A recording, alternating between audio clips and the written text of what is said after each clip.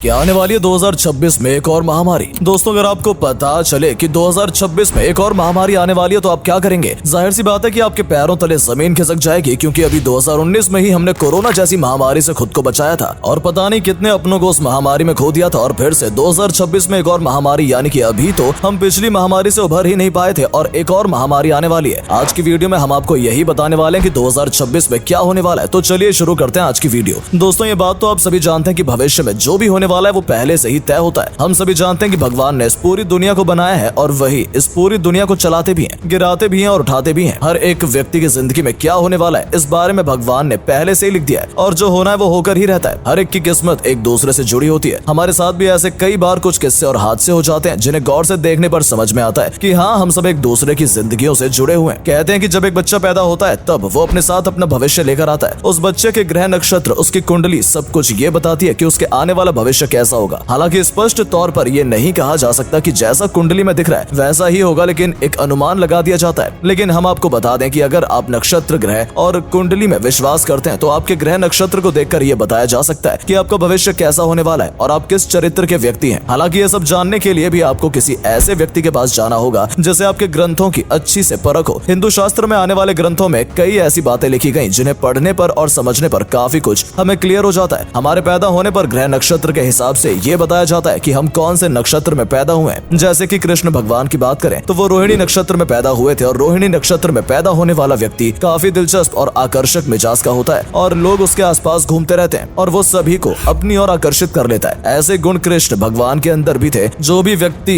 रोहिणी नक्षत्र में पैदा होता है उसके अंदर भी ये सारे गुण आ जाते हैं। ऐसे ही अगर हम अश्विनी नक्षत्र की बात करें तो अश्विनी नक्षत्र में पैदा होने वाला व्यक्ति मेडिकल फील्ड से जुड़ा होता है, चाहे वो डॉक्टर हो, केमिस्ट हो, कोई वैद्य हो या फिर उसे मेडिसिन का अच्छा नॉलेज हो सकता है। ऐसा इसलिए क्योंकि अश्विन भगवान को चिकित्सकों का भगवान कहा जाता है। जितने भी डॉक्टर हैं वो सभी अश्विन भगवान की ही पूजा करते हैं और कहा जाता है कि उनके आशीर्वाद से चिकित्सक अपने काम को ठीक तरीके से कर पाते हैं। इसलिए जो भी अश्विन नक्षत्र में पैदा होते हैं वो मेडिकल फील्ड से जुड़े हुए होते हैं, क्योंकि उनके अंदर अश्विन भगवान वाले सभी गुण मौजूद होते हैं। इसी तरह से और भी जितने नक्षत्र हैं और उनमें जो व्यक्ति पैदा होता है उस नक्षत्र से संबंधित गुण उसके अंदर आ जाते हैं और उसी से हम ये तय कर पाते हैं कि व्यक्ति का चरित्र कैसा है। हालांकि आज के मॉडर्न समय में हम अपने वेद पुराणों और ग्रंथों से बहुत दूर हो चुके हैं और हमें इन ग्रंथों का वैदिक ज्ञान है ही नहीं। ये भी कहा जाता है कि अगर हम इस वैदिक ज्ञान को प्राप्त करें तो हमारे लिए अपना करियर चुनना भी आसान हो जाता है। जैसा कि हमने आपको बताया, जिस ग्रह नक्षत्र में जो व्यक्ति पैदा होता है उसके अंदर उसी तरह के गुण होते हैं। तो अगर आपको पता हो कि आप किस ग्रह नक्षत्र में पैदा हुए हैं और आपके अंदर कौन से गुण है और आप उस दिशा में काम करेंगे या अपना करियर बनाएंगे तो आपको सफलता जल्दी मिलने की पूरी संभावना होती है। हम आपको ये भी बता दें कि समय समय पर हमारे देश में जितने भी जाने माने एस्ट्रोलॉजर हैं वो भविष्य को लेकर भविष्यवाणी करते रहते हैं। जैसे कि जब नया साल आता है तो पूरे साल की भविष्यवाणी बताई जाती है कि कब क्या होने की संभावना है और हमारे देश के लिए हमारा आने वाला साल कैसा रहेगा। ऐसे ही भविष्यवाणी की जा रही है कि 2026 में एक और प्रलय आने वाली है। कहा जा रहा है कि 2026 में कुछ ऐसे संयोग बनेंगे जिसकी वजह से एक बार फिर कोई बड़ा संकट हमारे देश पर आ सकता है। कुछ ऐसे ग्रह नक्षत्र बनेंगे जिससे कि 2026 में मार्च के बाद हमारे देश में संकट आ सकता है। ऐसा बताया जा रहा है कि जब अधिक मास में 4 ग्रहण लगेंगे उस समय कुछ ऐसा होगा जिससे सिर्फ भारत ही नहीं बल्कि पूरी दुनिया उससे सहम जाएगी। अधिक मास में 4 ग्रहण वाला संयोग 2026 में आने वाला है और जब यह संयोग बनेगा तब जो संकट हमारी दुनिया पर आएगा उसे कोई रोक नहीं पाएगा।